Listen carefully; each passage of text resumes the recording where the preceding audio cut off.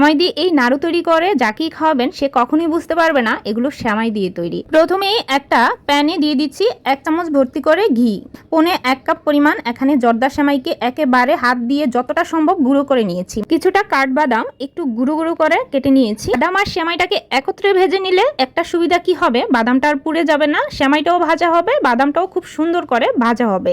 চুলার আঁচটাকে মিডিয়াম আর লোয়ের মাঝামাঝি রেখে অনবরত নেড়ে চেড়ে এই সেমাইটাকে আর বাদামটাকে খুব সুন্দর করে ফ্লেভার আসা পর্যন্ত ভেজে নিতে হবে। কুচি করে কেটে রাখা কিশমিশ এর সাথে দিয়ে দিচ্ছি। শেষের দিকে কিশমিশটা দিলে আর পুড়ে যাবে না।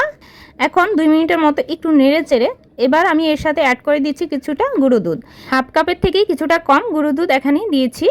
সাথে সামান্য একটু লবণ দিয়েছি। মিষ্টি জিনিসে সামান্য একটু লবণ দিলে স্বাদের ব্যালেন্সটা কিন্তু অনেক বেশি স্ট্রং হয়। যেই কাপে মেপে সেমাইটা দিয়েছি সেই কাপে মেপে 1 কাপ পরিমাণ দিয়ে দিলাম এখানে জল। আর মিশিয়ে নেওয়ার কিছুক্ষণের মধ্যেই দেখবেন যে এরকম জলটা পুরোপুরি টেনে নিয়েছে। তবে সেমাইয়ের মধ্যে একটুখানি ভিজা ভিজা ভাব কিন্তু থাকবে। তো আমি আরও হাফ কাপ পরিমাণে এখানে জল অ্যাড করে দিলাম। মানে যেই কাপে মেপে সেমাইটা দিয়েছি সেই কাপে মেপে আপনি 1.5 কাপ পরিমাণে দিবেন। এখন আমি এখানে দিয়ে দিয়েছি হাফ কাপ পরিমাণে গুড়টা কিন্তু অবশ্যই দিয়ে নাড়ুটা বানাতে হবে, কারণ গুড়টা দিলেই তবেই সুন্দর একটা পাক ধরে আসবে। এখন আমি কিছুক্ষণ নেড়ে চেড়ে জাস্ট চুলা আঁচটাকে মিডিয়াম আর লোয়ের মাঝামাঝি রেখে কিছুক্ষণ ঢেকে রেখেছিলাম। আর ঢেকে রাখার পর পুরোপুরি জলটা টেনে তারপর কিন্তু এরকম শুকিয়ে আসবে। তারপর 2-1 মিনিটের মতো চুলা আঁচটাকে একেবারে লোয়ে রেখে একটু টানিয়ে নিয়েছি। তবে এত বেশিও টানানো যাবে না যে এগুলোর মধ্যে একটা ভিজা ভিজা ভাব যদি না থাকে তাহলে আবার নাড়ুগুলো শেপ দিতেও অসুবিধা হবে।